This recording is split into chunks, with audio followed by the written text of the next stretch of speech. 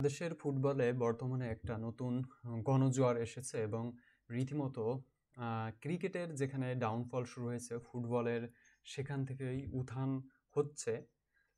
আগামী 10 জুন বাংলাদেশ সিঙ্গাপুরের এগেইনস্টে একটা কোয়ালিফায়ার ম্যাচ খেলবে এবং এই ম্যাচের আগে উত্তেজনার পারদ কিন্তু চরমে উঠছে। স্পেশালি যদি দেখেন যে হামজা চৌধুরী লাস্ট ফিফা উইন্ডোতে ইন্ডিয়ার এগেইনস্টে তার কিন্তু ডেবিউ হয়ে গেছে।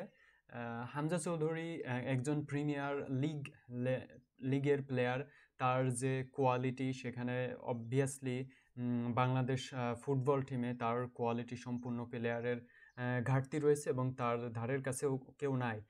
সেদিক বিবেচনা করে ভারতের এগেইনস্টে কিন্তু সে একাই ডিফেন্সিভ রোলে যেভাবে দলকে অর্থাৎ বাংলাদেশকে অ্যাওয়ে ম্যাচে ভারতের এগেইনস্টে ড্র করে, সেখানে কিন্তু হামজা চৌধুরীর কন্ট্রিবিউশন সব থেকে বেশি ছিল। তার পাশাপাশি নতুন করে আরও প্রবাসী প্লেয়ারদের ভিতরে শামিত সোম বা ফাহমিদুল ইসলাম, আবারও কিন্তু ফাহমিদুল ইসলাম প্রাথমিক দলে, বাংলাদেশ ফুটবল দলের প্রাথমিক দলে ডাক পেয়েছেন এবং হামজা, শামিত সোম কানাডিয়ান প্রবাসী এই ফুটবলার সম্প্রতি বাংলাদেশের হয়ে খেলার এনওসি অর্থাৎ অনুপত্তিপত্র ফিফা থেকে পেয়েছেন এবং তিনি এখন বাংলাদেশের জন্য হয়ে খেলার জন্য এলিজেবল।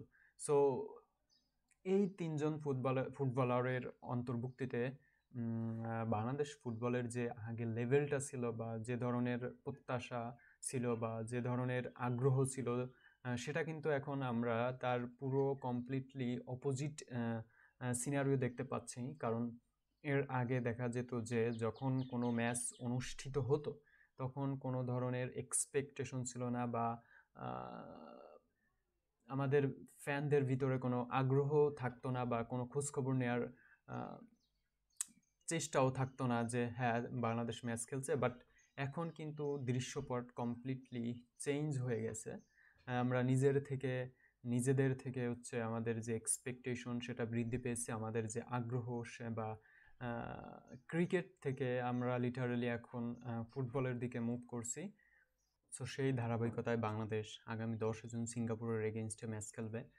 এখানে বাংলাদেশের হয়ে এই প্রথম স্কোয়াডে ডাক পেয়েছেন শামিত সোম এবং ফাহমিদুল ইসলাম। যেখানে বাংলাদেশের বিগত ম্যাচগুলোতে দেখা গেছে যে চান্স ক্রিয়েশন হলেও সেখানে ফিনিশিংয়ের যথেষ্ট দুর্বলতা বা ঘাটতি দেখা গেছে, কিন্তু এক্ষেত্রে ফাহমিদুল ইসলামের অন্তর্ভুক্তিতে আমরা প্রত্যাশা বা এক্সপেক্ট করতে পারি যে অন্তত ফিনিশিং স্কিলের ক্ষেত্রে বা অ্যাটাকিং লাইনে একটা দুর্দান্ত ফরওয়ার্ডের যে অনুপস্থিতি আমরা অনুভব করছি এর আগের ম্যাচগুলোতে, সেখানে ফাহমিদুল ইসলামের উপস্থিতিতে সেটা কাটিয়ে উঠবে। তার পাশাপাশি মিডফিল্ড পজিশনে হামজা চৌধুরী এবং শামিত সোম তাদের অন্তর্ভুক্তি অ্যাবসলিউটলি একটা আনবিলিভেবল, কারণ তারা হচ্ছে top quality footballer. Specially Hamza Chowdhury premier লিগে খেলেছেন অনেক বছর ধরে। তার পাশাপাশি কানাডিয়ান বাংলাদেশি বংশোদ্ভূত শামিত সোম, সেও কিন্তু কানাডিয়ান হাইয়েস্ট লিগে ফুটবল খেলছে। সো তাদের যে অভিজ্ঞতা বা তাদের যে স্কিল, তাদের যে ট্যালেন্ট, এটা অবশ্যই বাংলাদেশের দলের হয়ে কাজে দিবে। তাছাড়া এদের উপস্থিতিতে বাংলাদেশের ফুটবলের যে সিনারিওটা বা এক্সপেকটেশনটা সেটা কিন্তু কমপ্লিটলি চেঞ্জ হয়ে যাবে। কারণ এখন যদি আপনি নর্মাল সিনারিও দেখেন যে বাংলাদেশ ক্রিকেটের থেকে বাংলাদেশ ফুটবলের প্রতি কিন্তু মানুষের যে ফোকাসটা বা যে ইন্টারেস্টটা, সেটা কিন্তু আস্তে আস্তে ট্রান্সফার হতে শুরু করেছে। আগে বাংলাদেশে ক্রিকেটের প্রতি যে ভালোবাসা বা যে আবেগটা ছিল, কিন্তু সেটা অনেকটাই এখন সেটা অদৃশ্য বা ভ্যানিশ হয়ে গেছে এবং সেটা আলটিমেটলি ফুটবলের দিকে ঝুঁকে পড়েছে।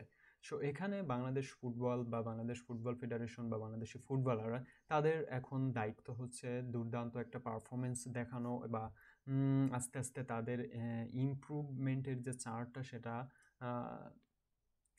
বাড়ানো এবং কনসিস্টেন্সি ধরে রেখে টপ কোয়ালিটি ফুটবল উপহার দেয়া।